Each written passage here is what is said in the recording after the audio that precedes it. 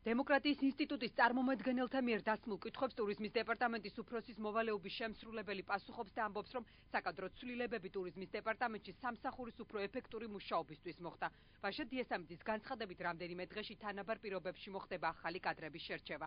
პრიორიტეტი მიენიჭება პროფესიონალებს და მათ შორის იქნებიან ტურიზმის დეპარტამენტისა და ტურიზმის სააგენტოს ყოფილი თანამშრომლებიც.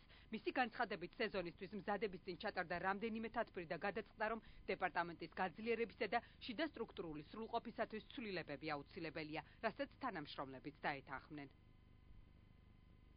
და იმისათვის, რომ უკეთესად შევხვდეთ ტურისტულ სეზონს, ყველა თანამშრომელმა საკუთარი ინიციატივით დაწერა განცხადებები და თანაბარ პირობებში უახლოეს მომავალში მოხდება კონკურსის წესით ახალი კოლექტივის შერჩევა, რომელშიც რა თქმა უნდა, უპირატესობა მიენიჭება პროფესიონალ კადრებს, მათ შორის იმათაც, ვინც უკვე მუშაობდა დეპარტამენტში და იქნება განსაზღვრული კრიტერიუმები, რომლის მიხედვითაც შეიქმნება უფრო ეფექტური და ახალი სეზონისთვის უფრო მზადყოფი დეპარტამენტი და ტურისტული სააგენტო.